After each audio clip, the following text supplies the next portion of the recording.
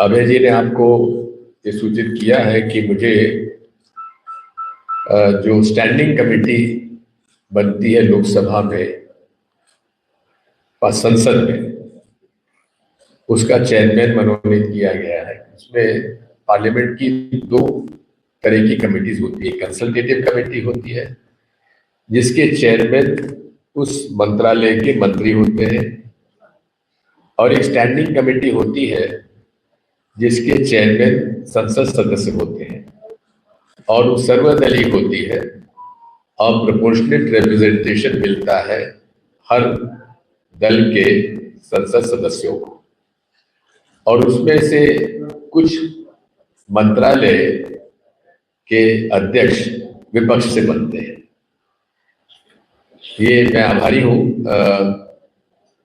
हमारी पार्टी का और हमारे स्पीकर साहब का, चेयरमैन साहब का, जो उन्होंने मुझे, जो पूर्व में एचआरडी मिनिस्ट्री हुआ करती थी जिसके अंदर स्कूल एजुकेशन, हायर एजुकेशन, महिला बाल कल्याण, स्पोर्ट्स और यूथ वेलफेयर के मंत्रालयों के स्टैंडिंग कमेटी का अध्यक्ष मुझे बनाया गया। स्टैंडिंग कमेटी इसलिए बनाई जाती है क्योंकि बजट में सभी मंत्रालयों पर चर्चा नहीं हो पाती है। इसलिए नरसिम्हा राव जी जब प्रधानमंत्री थे, उसके पूर्व में राजीव गांधी जी प्रधानमंत्री थे, तो उन्होंने इस कमी को पूरी करने के लिए हर बजट में डिमांड फॉर ग्रांट्स आती थी मंत्रालय की, उसके लिए स्टैंडिंग कमेटी को अधिकृत किया गया था कि वो अपना प्रतिवेदन संसद में प्रस्तुत करें। इसी प्रकार से इस वर्ष 25-26 के लिए मुझे इसका अध्यक्ष 24-25 के लिए मनोनीत किया गया था। साथियों, बिहार एक जमाने में शिक्षा का केंद्र हुआ करता था। नालंदा विश्वविद्यालय, विक्रमशिला विश्वविद्यालय में हमारे पड़ोस के देशों से, तिब्बत, चीन, जापान, कोरिया, सुमात्रा, मंगोलिया आदि के विद्यार्थी शिक्षा लेने के लिए आते थे, और उसमें एक जो शिक्षा का प्रमुख केंद्र आजकल जो जिस प्रकार से Harvard university, Stanford university, Cambridge, Oxford है, उस प्रकार से उस समय नालंदा विश्वविद्यालय और विक्रमशिला विश्वविद्यालय पूरे विश्व में प्रमुख केंद्र हुआ करते थे शिक्षा के। लेकिन आज के हालात क्या है? स्टैंडिंग कमेटी के सामने हम समीक्षा जब कर रहे थे स्कूल एजुकेशन और हायर एजुकेशन का, तो केंद्र सरकार की स्कूल एजुकेशन मिनिस्ट्री और हायर एजुकेशन मिनिस्ट्री के जो आंकड़े सामने आए हैं वो चिंताजनक है। और उसमें जहां तक स्कूल एजुकेशन का सवाल है, दो चीजें प्रमुख होती है। एक होती है ग्रॉस इनरोलमेंट रेट, यानी कि GER कहते हैं, कितने बच्चों ने स्कूल में अपना नाम दर्ज कराया। दूसरा होता है ड्रॉप आउट रेट, कितने बच्चों ने प्राथमिक शाला के बाद शिक्षा का रास्ता छोड़ दिया, स्कूल में, सेकेंडरी स्कूल में और हायर सेकेंडरी में और हायर एजुकेशन में। इन सब में अगर आप देखेंगे तो सबसे कम ग्रॉस एनरोलमेंट रेट बिहार की हुआ करती है, बिहार की है। और ये मैं नहीं कह रहा हूं, मोदी सरकार की स्कूली शिक्षा की UDISC का 23-24 का जो उनकी रिपोर्ट है, ये जिसको मैं आपके सामने बता रहा हूं, unified district information system for education plus UDISC plus, ये डिजिटल रूप से इसको रिव्यू की जाती है। अब इसमें जो आंकड़े सामने आए हैं वो मैं आपके सामने प्रस्तुत कर रहा हूं। ग्रॉस एनरोलमेंट रेट यानी कि सबसे कम भर्ती छात्रों की, जहां राष्ट्रीय औसत 56.2% है, वहीं एनरोलमेंट रेशियो GER बिहार का केवल 30% है, यानी कि 100 में से केवल 30 बच्चे ही स्कूल जा रहे हैं। 70 बच्चे स्कूल प्राइमरी लेवल में भी भर्ती नहीं हो रहे, शिक्षा से वो वंचित है। ये है हायर सेकेंडरी 11वीं कक्षा 12वीं। अपर प्राइमरी आप देखें तो उसमें 100 में से 68% बच्चे ही उसमें एनरोलमेंट ले रहे हैं, जबकि देश भर की औसत 89.9% है। सेकेंडरी में ग्रॉस एनरोलमेंट रेशियो यानी कि 8वीं कक्षा पास छोड़ने के बाद केवल 45.6% ही लोग 9वीं क्लास में भर्ती लेते हैं, जबकि राष्ट्रीय औसत 77.4।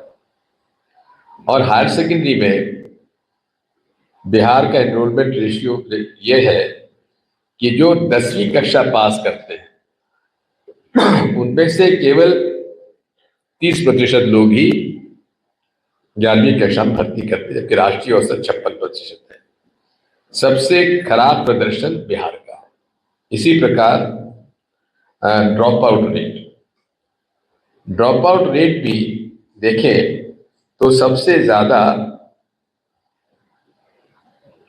बिहार की है। प्राइमरी में शिक्षा में क्लास 1 to क्लास 5 जितने बच्चे भर्ती होते हैं क्लास 1, वो 5वीं कक्षा में पहुंचते पहुंचते लगभग 9% बच्चे शिक्षा ग्रहण करने से छूट जाते हैं, छोड़ देते हैं। अपर प्राइमरी 6 से 8 यानी कि 5वीं कक्षा पास करने के बाद लगभग 1/4 बच्चे पढ़ना छोड़ देते हैं 5वीं कक्षा के बाद। और सेकेंडरी यानी कि 8वीं कक्षा के बाद लगभग 1/4 बच्चे 11वीं कक्षा में प्रवेश नहीं लेते हैं।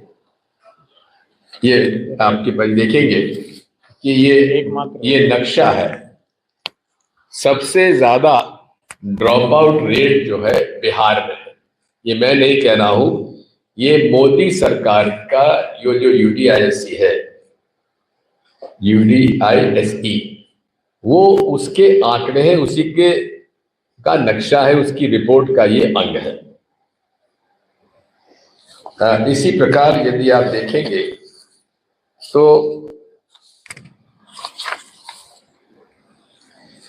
बिजली की सुविधा भी 78,000 स्कूल हैं बिहार में, उनमें से 16,500 स्कूलों में बिजली नहीं है, जिसकी वजह से वहां कंप्यूटर का उपयोग नहीं हो सकता है। और 78,000 शासकीय स्कूलों में से केवल 5,000 स्कूलों में कंप्यूटर है, अर्थात केवल 6.5। ये आज इंफॉर्मेशन का जमाना है, आईटी का जमाना है, कंप्यूटर का जमाना है। किस प्रकार से बिहार के बच्चों को, युवाओं को, छात्रों को कंप्यूटर शिक्षा से वंचित रखा जा रहा है, ये आप समझ सकते हैं। इसी प्रकार यदि आप देखेंगे कि ऐसे लगभग 117 स्कूल हैं बिहार में जिनमें एक छात्र का भी इनरोलमेंट नहीं हुआ, जहां बच्चे पढ़ने ही नहीं आते हैं, लेकिन उन स्कूलों में 544 शिक्षक तनख्वाह पा रहे हैं। यानी कि ऐसे स्कूल जहां एक भी छात्र नहीं है, वहां 544 शिक्षक नौकरी में है, वेतन पा रहे हैं। अब आप समझ सकते हैं कि क्या हालत है। अब इसी तरह से अभी आप देखेंगे कि बिहार में शिक्षा का बजट लगभग 61,000 करोड़ है, मगर ये पैसा कहां जा रहा है? कहाँ उपयोग हो रहा है, इसका कोई लेखा जोखा हमें नजर नहीं आता है। इसी प्रकार उच्च शिक्षा की बर्बादी की कहानी सुन लीजिए, वो भी मोदी सरकार जुबानी। एक, यहां का ग्रॉस इनरोलमेंट रेशियो क्या है? जितने लोग हायर सेकेंडरी पास करते हैं उनमें से केवल 17% ही कॉलेज जा पाते हैं, और 18 से 23 वर्ष की आयु में लगभग 1.36 करोड़ युवा हैं। उनमें से केवल 23 लाख बच्चे ही अंडर ग्रेजुएट की शिक्षा प्राप्त करते हैं, यानी कि 1.13 करोड़ बच्चे शिक्षा से वंचित रह जाते हैं। देश में सबसे कम प्रति लाख जनसंख्या कॉलेज बिहार में है फिलहाल। 37 विश्वविद्यालय हैं, कॉलेज 1092 और डीम्ड यूनिवर्सिटी 315 है। इस तरह से 1387 जो कॉलेजेस हैं अंडर ग्रेजुएट। इस प्रकार से आबादी के हिसाब से 1 लाख आबादी पर केवल 7 कॉलेज हैं, जबकि राष्ट्रीय औसत क्या है?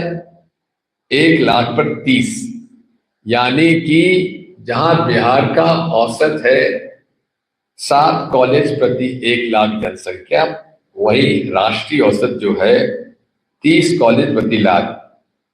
भारत में सबसे कम है, यानी कि उच्च शिक्षा की व्यवस्था भी बिहार में नहीं है। इसलिए बिहार के अधिकांश छात्रों को बिहार से बाहर जाकर पढ़ाई करना पड़ता है, और जो माता पिता पे जो भार पड़ता है, आर्थिक भार पड़ता है, वो आपके सामने है।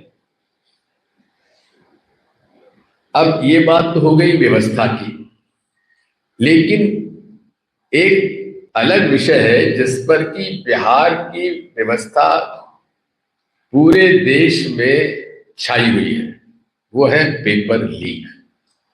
जितने पेपर लीक बिहार में होते हैं उतने किसी भी प्रांत में नहीं होते हैं, किसी एजेंसी में नहीं होते हैं। अब मैं बताता हूं, इसमें अगर देखेंगे तो ये बहुत बड़ा व्यवसाय बन चुका है। भाजपा जेडीयू की सत्ता की सरपरस्ती में सरकारी भर्तियां और प्रतियोगी परीक्षाओं की घोटाले का गोलंदा चल रहा है।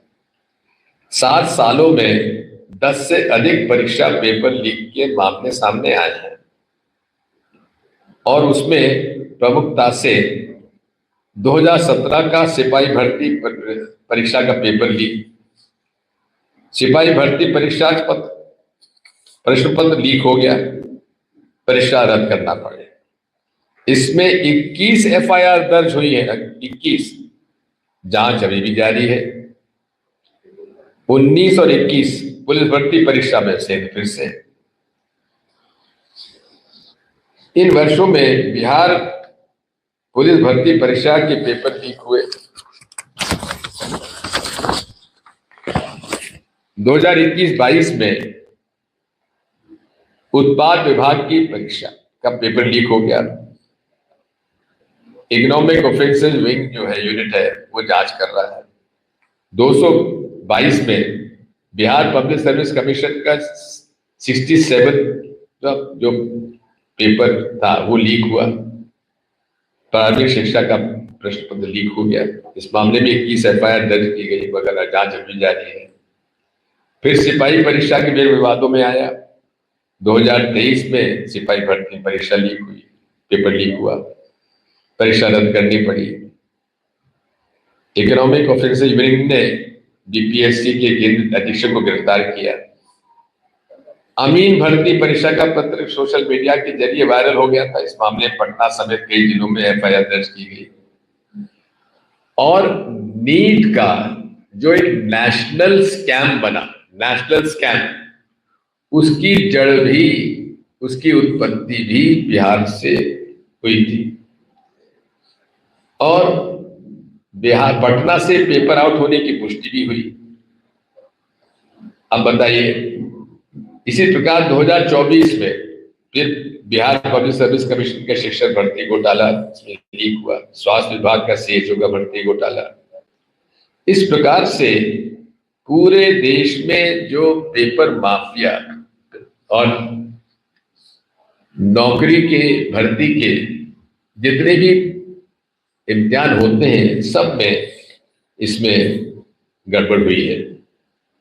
यदि आप देखेंगे तो एक सामान्य तौर पर जनचर्चा में ये बात है, मेन्यू कार्ड लगा हुआ है, नीट का पोस्ट ग्रेजुएट पेपर की कीमत 70 से 80 लाख रुपए, 70 से 80 लाख रुपए में पेपर नीट पीजी का प्राप्त हो सकता है।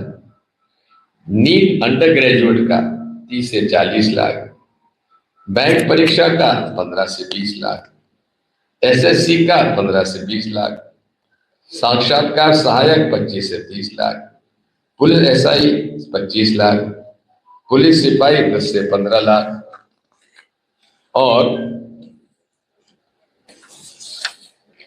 पटवारी 10 से 15 लाख, बाकी अन्य 10 लाख।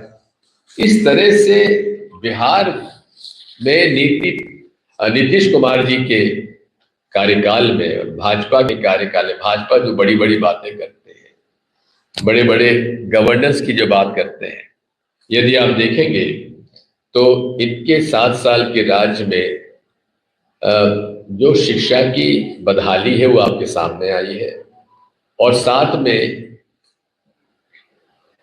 शासकीय सेवा में भर्ती करने में किस प्रकार से व्यवसाय चला हुआ है पेपर लीक का, वो भी आपके सामने आया है।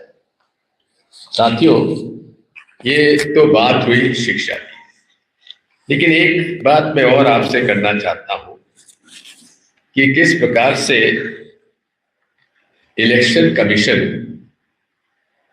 एक पार्टी का समर्थन करते हुए निर्णय ले रहा है। सामान्य तौर पर कभी कोई निर्णय इलेक्शन कमीशन लेता है, वो ऑल पार्टी मीटिंग बुलाई जाती है इलेक्शन कमीशन द्वारा, और ऑल पार्टी मीटिंग में अपना प्रस्ताव रखा जाता है और उसमें जो सुझाव आते हैं या तो उनको अंगीकृत किया जाता है या उसका जो समस्या बताई जाती है उसका हल ढूंढ लिया जाता है। अब जो कि स्पेशल इंटेंसिव रिवीजन है वो 22 साल बाद हो रहा है। 2003 में बिहार में हुआ था, जो हाउस टू हाउस सर्वे हुआ था और रिवीजन हुआ था, इंटेंसिव रिवीजन। उसको पूरा करने के लिए 2 साल लगे थे। बिहार जो कि उस समय भी भौगोलिक दृष्टि से झारखंड अलग हो गया था, काफी बड़ा राज्य, और साथ में बारिश में तो वैसे भी अधिकांश ग्रामीण क्षेत्रों में कोई जा ही नहीं सकता। अब ये अपेक्षा कर रहे हैं, जो उन्होंने प्रोग्राम दिया है वो भी बड़ा एक आश्चर्यचकित करने वाला है। जो हाउस टू हाउस बीएलए को जाना है उसके लिए केवल 30 दिन रखे गए थे, और 25 जून यानी कि आज से 3 दिन पहले उन्होंने 25 जून से चालू करने का कहा और 26 जुलाई को बंद कर देंगे हाउस टू हाउस, यानी कि पूरा 1 महीना भी इनको नहीं मिल पाया, क्योंकि आपने 25 जून से तो चालू कर रहे हैं, लेकिन अभी तो पॉलिटिकल पार्टीज को जानकारी भी नहीं है पूरी के पूरी। और आप जिस इंटेंसिव रिवीजन को 2 साल लगे थे, आप 28 दिन के अंदर इसे आप पूरा करना चाहते हैं, वो भी बरसात के समय। क्या ये व्यवहारिक है? पहली बात तो आपने पॉलिटिकल पार्टी से आपने चर्चा नहीं करी और उन पर थोप दिया कि आप श्रीमान जाइए, आप अपने पार्टी को लगाइए और आप इंटेंसिव रिवीजन में बीएलओ का आप सहयोग करिए। अब जिस प्रकार का फॉर्म है, मैं तो आश्चर्य, मुझे भी लगभग 50 साल हो गए राजनीति में, ऐसा मैंने फॉर्म नहीं देखा जो आपके सामने मैं प्रस्तुत कर रहा हूं। ये इन्यूमरेशन फॉर्म है, एनेक्शन सी। अब इसमें यह है कि 2003 में जो वोटर था उसका तो उन्होंने कहा कि नहीं, आपका जो आधार कार्ड है और आपका जो वोटर आइडेंटिटी कार्ड है उसको हम मान लेंगे, ठीक है। लेकिन जो बालक बालिका देश की जिसका जन्म 1987 में हुआ है, जो कि वोटर 2003 में नहीं था, उसका नाम वोटर लिस्ट में नहीं था, उसको अब ये फॉर्म भरना पड़ेगा इस प्रकार का। अब ये फॉर्म में उसका date of birth, Aadhaar card भी ऑप्शनल रखा है, उसको उन्होंने मान्य नहीं किया है। जो लिस्ट में उन्होंने दिया है, उसके पास जो 87 में पैदा हुआ था उसका तो वोटर लिस्ट में नाम जुड़ गया, 18 साल का वो हो गया, तो 2004 के बाद उसका वोटर लिस्ट में नाम जुड़ गया। अब तब से लेकर आज तक, यानी कि लगभग 21 साल से जो वोट डालता चला आ रहा है, उसको अब फिर से अपना प्रमाण देना पड़ेगा कि वो देश का नागरिक है भी कि नहीं है। अब आप समझ सकते हैं कि इसमें कितने लोग होंगे, करोड़ों लोग होंगे जिनको कि अब इसका फॉर्म भरना पड़ेगा। अब इसमें यह है कि 18 साल की उम्र का मैं बाद से उसका प्रमाण पत्र के लिए, मैं भारत में 1 जुलाई 1987 में पैदा हुआ, उसका डॉक्यूमेंट आपको देना पड़ेगा। डॉक्यूमेंटों की सूची में आपको भी बताता हूं।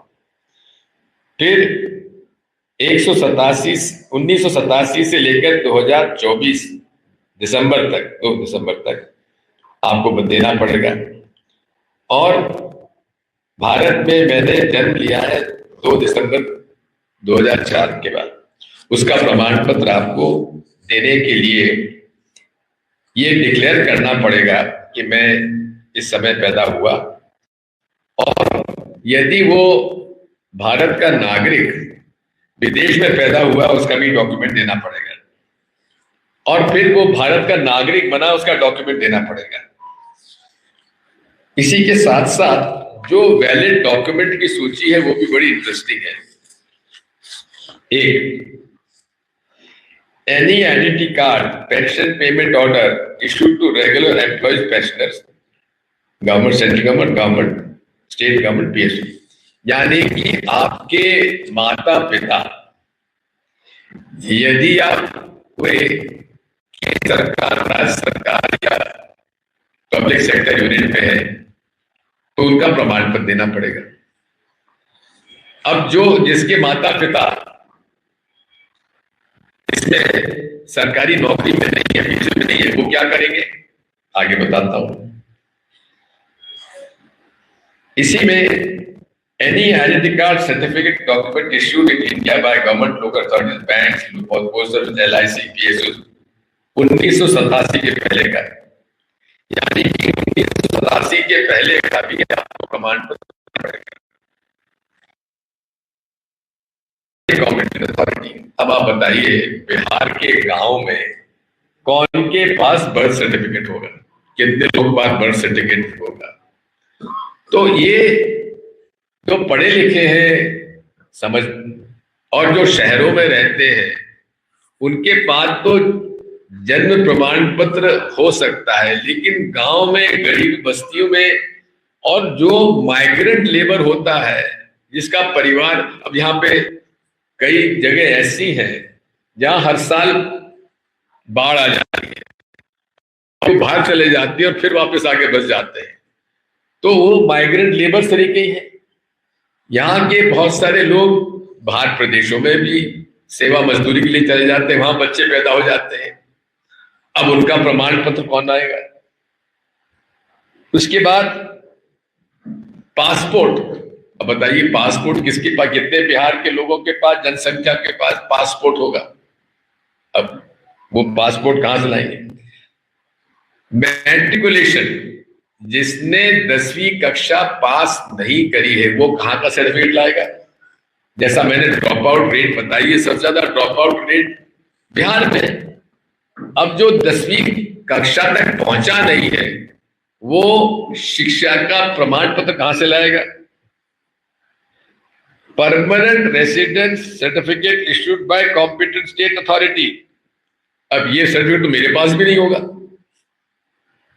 फॉरेस्ट राइट्स एक्ट, जो जंगल में निवास करते हैं, अब जंगल में निवास करने वाले तो बेचारे, उनके पास कोई प्रमाण पत्र कहां से कोई मिलेगा? ओबीसी एससी एसटी एक्ट और any caste certificate issued by the competent authority. अब एनआरसी, एनआरसी अभी भी उसके रूल्स पता नहीं फ्रेम हुए कि नहीं हुए, उसका सर्टिफिकेट कौन ला के देगा? फैमिली रजिस्टर, अब family register prepared by state local authority, कौन सी पंचायत और कौन सी नगर पंचायत नगर पालिका में ये फैमिली रजिस्टर मिलेगा? Any land house allotment certificate by the government, जिसने सरकारी जमीन पर आवास बनाया हुआ है वो कहां का सर्टिफिकेट लाएगा? इस प्रकार के सर्टिफिकेट आपके पास नहीं है तो आपका तो वोटर कार्ड बन ही नहीं पाएगा। अरे भाई, जो पिछले 18 साल से वोट डाल रहा है और 2004 से लेकर 11 साल से वोट डाल रहा है, उसको भी आप ये सारे डॉक्यूमेंट तैयार करके देने के लिए बाध्य कर रहे हैं। ये तो पूरी तरीके से ज्यादती है और सारी पॉलिटिकल पार्टीज ने इस मामले में अपना विरोध दर्ज किया है। और मैं समझता हूं कि सारी पॉलिटिकल पार्टीज को इस मामले में जो माननीय चुनाव आयोग के सामने आपत्ति दर्ज कराना चाहिए, क्योंकि बिहार के चुनाव तो 2 महीने बाद चुनाव आ रहा है, उसमें इनके वोटर लिस्ट में नाम काट दिए जाएंगे तो आप क्या समझते क्या होगा? किनके नाम कटेंगे?